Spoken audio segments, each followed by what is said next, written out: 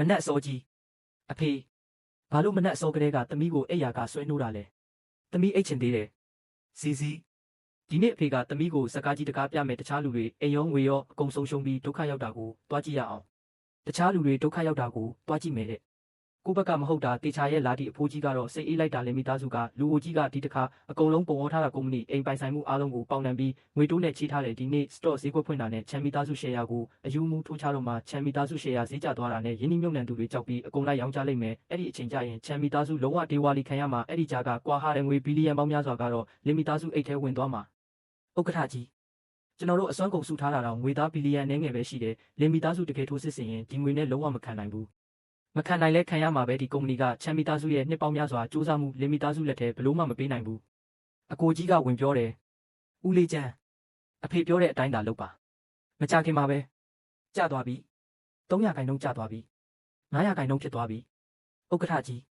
းတစ်ဖက်ကငွေဘီလီယံပေါင်းများစွာနဲ့ရှယ်ယာကိုစက်တိုက်ရောင်းချနေတဲ့ဈေးကွက်တစ်ခုလုံးကြောက်လန့်သွားပြီးရှယ်ယာရှင်တွေအကုန်ထွက်ပြေးတယ်လို့ရောင်းနေကြတယ်ချန်ချန်းဖုန်းကအေးစစ်စစ်အမိတ်ပေးလိုက်သည်တပြားတစ်ချက်တောင်မသုံးနဲ့မကယ်နဲ့ငါပြောတာမကယ်နဲ့အားလုံးငြိမ်နေကြသူတို့ဘလောက်ထိထိုးချခြင်းလဲထိုးချခိုင်းလိုက်လင်းမိသားစုဘလောက်ထိလှုပ်ချင်လဲလှုပ်ခိုင်းလိုက်စိတ်ထဲမှာတော့တွေးနေတယ်ချန်မိသားစုကို short sell လုပ်တာတဲ့လားလင်းမိသားစုကတကယ်လူမိုက်တွေသူတို့မသိတာကမနေ့လေကပဲငါတို့ချန်မိသားစုကပေကျင်းမြို့အကြီးဆုံးနိုင်ငံပိုင်လုပ်ငန်းဟွာနာအုပ်စုနဲ့ယွန်ဘီလီယံ900တန်စာချုပ်ကြီးကိုလှုပ်ဝက်ချုပ်ဆိုပြီးသွားပြီးတစ်ဖက်မှာတော့လင်းသခင်လေးကရေမောနေပြီးချန်ချန်ဖုန်းနောက်ဆုံးတော့မင်းလဲဒီနေ့ကိုရောက်လာပြီးဈေးကွက်ဖွင့်ပြီး10မိနစ်တည်းနဲ့ရှယ်ယာဈေးအဆက်မပြတ်ကျနေတယ်လင်းဥက္ကဋ္ဌကလည်းလောက်တာကောင်းတဲ့ငါတို့ပိုင်ဆိုင်မှုအားလုံးပေါင်နှံပြီးငွေတိုးမြင့်တဲ့ဘီလီယံရာချီချေးထားတာကဒီနေ့ချန်မီသားစုတည်ဖို့ပဲအဖေအခုဈေးနှိမ့်နေတော့ပြန်ဝယ်ထားရမလားအလောတကြီးမလုံးနဲ့အခုမှ1000ခိုင်နှုန်းပဲကျသေးတယ်ငါချန်မီသားစုကိုဒီတက်တက်ပြန်မထနိုင်အောင်လုပ်မယ်ထိမ့်သိရေးစခန်းထဲမှာတော့ရှင့်နေဝမ်းလင်းတခင်လေးကကျမကိုအာမခံနဲ့ထုတ်ပေးဖို့ရှင့်ကိုလွှတ်လိုက်တာမဟုတ်လားသူ့ကိုပြောပေးပါဘရိတ်ကျိုးဖြတ်တဲ့ကိစ္စကိုကျမတယောက်တည်းတာဝန်ယူမယ်သူ့ကိုလုံးဝမပတ်သက်စေရဘူးရှင့်နေဝမ်းကအေးဆက်စွာပြောလိုက်သည်ချန်ရွီအိမ်မက်မနေနဲ့လင်းတခင်လေးကမင်းကိုအာမခံထုတ်ပေးဖို့လုံးဝမစင်စားထားဘူး။ဘာပြောတယ်မဖြစ်နိုင်ဘူးကျမကသူ့အတွက်အသုံးဝင်သေးတယ်သူကျမကိုဒီလိုပြစ်မထားနိုင်ဘူး။မင်းကအခုအသုံးမဝင်တော့တဲ့လူပဲဒီသတင်းကိုကြည့်လိုက်။ပြောရင်သတင်းစာကိုထုတ်ပြလိုက်တယ်။ချန်လုပ်ငန်းစုရှယ်ယာများအကြီးအကျယ်ပြိုလဲဈေးကွက်ဖွင့်သည်နဲ့အနေဆုံးဈေးတို့ထိုးကျချန်လုပ်ငန်းစုဒေဝါလီခန်းထပ်ပြီးတော့ချန်ယူတယောက်အားရပါရရေမောလိုက်တယ်။ဟာနောက်ဆုံးတော့ချန်မီသားစုပျက်စီးသွားပြီးချန်ချန်ဖုံးချန်ထင်ရင်ကကျမကိုနှင်းထုတ်တုံးကတိတ်မာနာကြီးနေကြတာမဟုတ်လားအခုတော့ကျမထက်တောင်ပိုတနာစရာဖြစ်တော့မယ်တမိသားစုလုံးလမ်းပေါ်မှာတောင်းစားရတော့မယ်ပြီးတော့ချန်စီအစည်းအဝေးခန်းထဲမှာတော့ဥက္ကဋ္ဌကြီးပူပေါင်းပန်တွေကချင်းငွေတွေကိုချက်ချင်းပြန်ဆက်ဖို့တောင်းဆိုနေတဲ့ကုမ္ပဏီအတွင်းချက်ကလူတစ်ခုလုံးလဲပေါ်လော်ရိုက်နေပြီချန်မီသားစုသူညရင်တွေအကုန်လုံးကအေးဆေးတည်ငြိမ်နေကြတယ်အလောတကြီးမဖြစ်တဲ့လင်မီသားစုကြီးစံကုန်သွားပြီးအခုကငါတို့ပြန်ရိတ်သိမ်းရမယ့်အချိန်ဟွာနာအုပ်စုနဲ့ညှိနှိုင်းပြီးသွားပြီဒီနေ့မွန်းလွဲ30မှာတနိုင်ငံလုံးတိုက်ရိုက်သတင်းစာရှင်းလင်းပွဲလုပ်မယ်ဒီနေ့လင်းစီရွှမ်းအတိုးရောအရင်ပါအကုန်ပြန်အန်ထုတ်ရမယ်တခင်လေးမကောင်းတော့ဘူးချန်လုပ်ငန်းစုရှယ်ယာလှုပ်လာပြီဘာလှုပ်တာလဲကြစည်းအကန့်အသတ်မှာပိတ်မိနေတာမဟုတ်ဘူးလားချွေးတွေပြန်နေတဲ့သူညံထန်းကပြန်ဖြေတယ်ကြစည်းကန့်သက်ကိုဖောက်ထွက်သွားပြီးအခုရှယ်ယာဈေးကတန်းတက်နေတယ်ချန်အုပ်စုဟာဟွာနာအုပ်စုနဲ့ယွန်ဘီလီယံ900တန်မဟာဗျူဟာမြောက်ပူးပေါင်းဆောင်ရွက်မှုကို TV ထဲထိကြေညာလိုက်တဲ့အခုဆိုချန်အုပ်စုရဲ့ရှယ်ယာတွေကဈေးအမြင့်ဆုံးထိတက်သွားပြီးအပြင်မှာငွေဘီလီယံပေါင်းများစွာနဲ့ဝယ်ချင်တဲ့သူတွေတန်းစီနေပေမဲ့ဝယ်လို့တောင်မရတော့ဘူးချန်အုပ်စုတစ်ခုလုံးအောင်ပွဲခံနေကြတယ်တခင်လေးကျွန်တော်တို့အကျွေးယူပြီးယင်းနှိမ့်မြုံနှံထားတဲ့ငွေအားလုံးအကုန်ဆုံးရှုံးသွားပြီးပြင်မှာယွန်ဘီလီယံ30ကျော်အကျွေးကျန်သေးတဲ့ကုမ္ပဏီဒေဝါလီခံတော့မယ်ဒီအကြောင်းကြတော့လင်းဥက္ကဋ္ဌကမေးလဲသွားပြီးလင်းစီရွှန်းကလည်းတွေးပြတ်နေပြီလင်းကြီးရွှန်းလင်းလုံးတရားမဝင်ငွေကြေးရှာဖွေမှုအပါအဝင်စီးပွားရေးရာဇဝတ်မှုတွေနဲ့ဖမ်းဆီးလိုက်ပြီး TV သတင်းကြေညာသူ၏အတန်ထွက်လာသည်ယခုမြို့တော်၏အရေးကြီးစီးပွားရေးသတင်းကိုတင်ဆက်ပေးပါမိချန်လုပ်ငန်းစုနှင့်ဟွာနာအုပ်စုတို့သည်ယွမ်900ဘီလီယံတန်ဖိုးရှိပူးပေါင်းဆောင်ရွက်ရေးစာချုပ်ကိုတရားဝင်လက်မှတ်ရေးထိုးခဲ့ကြပါသည်ချန်လုပ်ငန်းစု၏ဈေးကွက်တန်ဖိုးမှာယွမ်1ထရီလီယံကျော်ထိမြင့်တက်သွားပြီးပေကျင်းမြို့၏အချမ်းသာဆုံးလုပ်ငန်းစုဖြစ်လာခဲ့သည့်လင်းလုပ်ငန်းစုသည်ချန်လုပ်ငန်းစု၏ရှယ်ယာကိုရည်ရွယ်ချက်ရှိ short sell ပြုလုပ်ခဲ့သဖြင့်အရှုံးကြီးဖြစ်ကဒေဝါလီခံသွားခဲ့သည့်လင်းဥက္ကဋ္ဌနှင့်တာဖြစ်သူကိုလည်းရဲတပ်ဖွဲ့ကဖမ်းဆီးခေါ်ဆောင်သွာ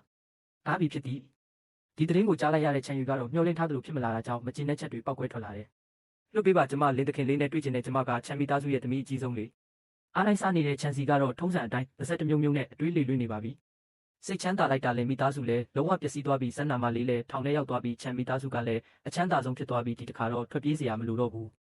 ချန်စီရဲ့အတွေးကိုကြားနေရတဲ့ချန်ဥက္ကဋ္ဌကြီးကတော့တိတ်တိတ်လေးရေးရွတ်လိုက်တယ်ချန်မီသားစုရဲ့တကားလေးဝင်လာပြီးမှပြန်ထွက်ချင်တာလားပြန်စရာတကားမရှိဘူးနောက်တနေ့ရုံးခန်းထဲမှာတော့ အဖေအခုဈေးကွက်ထဲမှာရန်ပုံငွေရှာနေတဲ့ short drama platform နှစ်ခုရှိတဲ့တစ်ခုကနာမည်ကြီးစင်းရောင်ဗီဒီယိုနောက်တစ်ခုကမကြသေးခင်ကမှစတင်တည်ထောင်ထားတဲ့ဒုံးကွာ drama ကျွန်တော်တို့ channel လုပ်ငန်းစုကဖျော်ဖြေရေးလုပ်ငန်းနဲ့ဝင်တော့မှာဆိုတော့ဘယ်တစ်ခုမှရင်းနှီးမြှုပ်နှံတင်လဲကျွန်တော်တို့စင်းရောင်ဗီဒီယိုကိုပိုသဘောကျတဲ့ brand အဟောင်းလည်းဖြစ်တဲ့အသုံးပြုသူတွေလည်းများတဲ့အခုအရှုံးပေါ်နေပေမဲ့အခြေခံကောင်းသေးတဲ့ဒုံးကွာ drama ကတော့နာမည်ကြီး director တော့မရှိဘူးဖြစ်တယ်လို့စုထားတဲ့အဖွဲ့လေးပဲချန်ချန်ဖုန်းကတစ်ချက်စိုးစားပြခေါင်းညိတ်လိုက်တယ်ပြောတာအဓိပ္ပာယ်ရှိတယ်ဒါဆိုစင်းရောင်ဗီဒီယိုကိုယွမ်50ဘီလီယံနဲ့ဝယ်ယူဖို့ပြင်ဆင်လိုက်ဒါကိုကြားလိုက်ရတဲ့ချန်စီကအလန့်တကြားယွမ်50ဘီလီယံနဲ့စင်းရောင်ကိုဝယ်မယ်တဲ့ဒါကငွေစားတွင်းကြီးပဲကုမ္ပဏီကြီးကဲတွေအကုန်စင်းရဲ့အတူလုပ်နေကြတာနောက်လာဆိုအရှုပ်တော်ပုံပေါက်ပြီးစတော့ဈေးကွက်ကနေထုတ်ပယ်ခံရတော့မှတန်ရှင်ရေးဝန်ထမ်းတွေရဲ့လစာတောင်ပေးနိုင်တော့မှမဟုတ်ဘူးဒုံးကွာဒရမာကကြည့်ရတာတေးသေးလေးပဲမဲ့နောက်ပတ်ဆိုနာမည်ကြီး short drama ကိုထုတ်လွှင့်တော့မှအဲ့ဒီကားကတနိုင်ငံလုံးမှာဝက်ဝက်ကွဲအောင်မြင်လိမ့်မယ်ဒါတင်မကသေးဘူးဒုံးကွာရဲ့နောက်ွယ်မှာအဆင့်မြင့်ဆုံးပဲ recommendation algorithm ရှိတယ်နောက်လာဆိုနေ့စဉ်အသုံးပြသူတန်တရာကြော်သွားလိမ့်မယ်အခုရင်းနှီးမြှုပ်နှံလိုက်ရင်အမျက်အစာတရားပြန်ရမှာချန်စီရဲ့စိတ်ထဲကိုအတန်ကိုကြားလိုက်ရတဲ့တားဖာတွေအတိုင်းအဖောက်မြည်စွာနဲ့ပဲပြဆက်ကကြပါတော့တယ်ကျွန်တော်ကတော့ညီလေးပြောတာမမှန်ဘူးလို့ထင်တဲ့စင်းရောင်ဗီဒီယိုကအခုဆိုအားရမရှိတော့ဘူးဘန်နာရီစင်းရင်အတူလုပ်ထားတဲ့အန်ရီလည်းရှိနိုင်တဲ့အဲ့ဒီအစာတုံးကွာဒရမာကတင်းငယ်ပေမဲ့အလားအလာအရန်ကောင်းတဲ့အထူးသဖြင့်သူတို့ရဲ့အာယောဝတ်ထုံးကအနာဂတ်ရဲ့အဓိကထွန်းဖြစ်လာမှာသိချတယ်တားကြပြောတာမှန်တဲ့အဖေလည်းအဲ့ဒီလိုပဲတွေးထားတဲ့သားငယ်မင်းရဲ့ရင်းနှီးမြှုပ်နှံမှုအမြင်ကလေ့ကျင့်စရာလိုသေးတဲ့စင်းရောင်ဗီဒီယိုကိုစုံစမ်းနေတဲ့အစီအစဉ်အားလုံးရက်လိုက်ချက်ချင်းအဖွဲ့လုပ်ပြီးဒုံးကွာဒရမာနဲ့ဆွေးနွေးယွမ်50ဘီလီယံအပြည့်ရင်းနှီးမြှုပ်နှံမဲ့ထိန်းချုပ်ခွင့်အပြည့်အဝကိုငါလိုချင်တယ်အဖေကိုကြီးကတကယ်အမျှော်မြင်ကြီးတာပဲကျွန်တော်အခုချက်ချင်းသွားစီစဉ်လိုက်မယ်သူ့စိတ်ထဲကအတွေးတွေကိုကြားနေမှမသိတဲ့ချန်စီကတော့ဒီလူ၃ယောက်ကဘာလို့စိတ်ခံစားချက်တွေဒီလောက်အတက်ကြမြန်နေတာလဲဒါပေမဲ့တော်သေးတဲ့ပတ်စံကိုငွေစားတွင်းနဲ့မပစ်လိုက်ကြဘူးထားပါတော့ငါကတော့အေးစစ်စစ်စားအိတ်ဇလန်းကြီးတဲ့လူပြင်းလေးပဲလုပ်နေတော့မယ်စီစီရေဒီလက်ဆွဲလေးစမ်းဝစ်ကြည့်ပါဦးဒါကိုအမေကတောင်အာဖရိကလေလံပွဲကနေအထူးဝယ်လာတာ Pink Star စိန်ဖြစ်ပြီးကဘာပေါ်မှာတခုပဲရှိတယ်သမီးရဲ့ဖြူဖွေးတဲ့အသားရည်နဲ့အရန်လိုက်တယ်မှန်တဲ့ကသူမပုံရိပ်မှာဆွဲကြိုးကတလက်လက်တော့ပနေတယ်။အိုး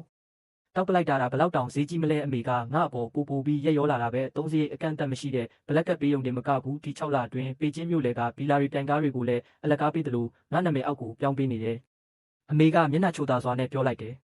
စီစီသမီးကလူချစ်လူခင်ပေါ်တဲ့စိတ်ထားကောင်းတဲ့ကျင်နာတဲ့ငါတို့ချမ်းမီသားစုကိုလည်းကံကောင်းခြင်းတွေအများကြီးယူလာပေးတဲ့တခါတလေအမေတွေးမိတဲ့သမီးသားအမေဘက်ကမွေးတဲ့သမီးရင်းဖြစ်ရင်ဘလောက်ကောင်းမလဲလို့မေအရင်ဘဝကဘာကုသိုလ်လုပ်ခဲ့မိလဲမသိဘူးချန်ယူလို့ကျေးဇူးမသိတဲ့မိန်းကလေးကိုအနှစ်20လုံးမွေးမြူခဲ့ရတဲ့သူကရက်ဆက်ယုံတင်မကဘူးငါတို့တမိသားစုလုံးကိုတောင်တတ်ဖို့စူးစမ်းခဲ့တဲ့အမေရဲ့သမီးရင်းသာအသက်ရှင်နေသေးရင်သမီးလိုလိမ္မာပြီးနားလေတက်တဲ့ကလေးဖြစ်ရင်အမေကနှလုံးသားကိုတောင်ထုတ်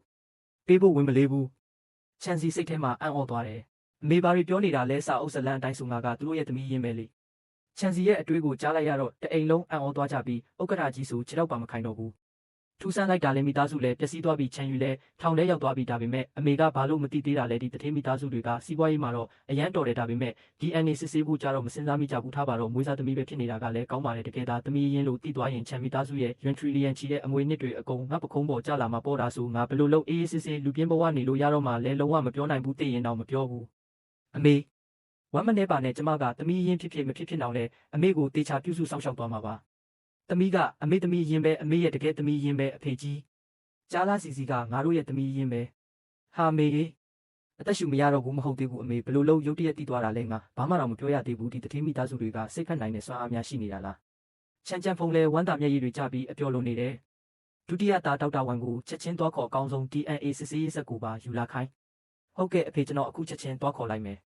ချန်တင်လည်းအပြေးထွက်သွားတယ်လို့အကိုကြီးဟာလည်းမျက်ရည်တုပ်ပြီးချန်စီကိုပြောလိုက်တယ်စီစီမကြောက်နဲ့အကိုကြီးရှိနေတဲ့ဒီနေ့ကစပြီးဒီလောကမှာဘယ်သူမှမင်းကိုအနိုင်မကျင့်နိုင်တော့ဘူးဘာတွေဖြစ်ကုန်တာလဲငါစိတ်ထဲကအတွေးတွေကိုအတန်ချက်ဆက်တက်ထားတယ်လို့ဖြစ်နေတာလားတမိသားစုလုံးငါစိတ်ထဲကနေအကုန်တီးသွားကြတာလားဆရာဝန်တွေအပြေးလွှားရောက်လာပြီးဥက္ကဋ္ဌကြီးတွေ့ယူပြီးအမြန်စစ်ရင်2နာရီအတွင်းအဖြေရနိုင်ပါတယ်တွေးမလို့ဘူးစပင်ပဲနှုတ်ဒီနေရာမှာပဲအခုချက်ချင်းဆေးရလက်မမြင်မချင်းဘယ်သူမှဒီနေရာကမထွက်ရဘူးချန်စီကစိတ်ပြက်လက်ပြက်ဖြစ်နေပြီးခဏအကြာမှာတော့စစ်ဆေးမှုရလက်ထွက်လာတယ်စစ်ဆေးမှုရလက်အရာချန်စီဟာချန်ချန်းဖုန်းနဲ့စုဝန်တို့နဲ့ DNA တူညီနှုန်းက9.9ကျော်ရှိပါတယ်ဇီဝဗေဒအရာသားသမီးရင်းဖြစ်ကြောင်းအတည်ပြုနိုင်ပါတယ်သမီးအမေရဲ့သမီးရင်းလေးအဖေနဲ့အမေကချန်စီကိုဖတ်ထားပြီးအကို2ယောက်ကတော့မျက်ရည်တုပ်နေတယ်အင်ဒီလူတွေကိုတော့တကယ်မနိုင်တော့ဘူးထွက်ပြေးလို့လည်းမရတော့ဘူးဆိုတော့အလိုမကျဘဲနဲ့ပဲ yuan trillion ချီတဲ့တတိသမီးကြီးဖြစ်လိုက်တော့မယ်အဖေမေကချစ်တယ်အကိုကြီးအကိုလက်ကလည်းကာကွယ်ပေးတယ်ဒီဘဝကတွေးကြည့်ရင်တကယ်ကောင်းတာပဲ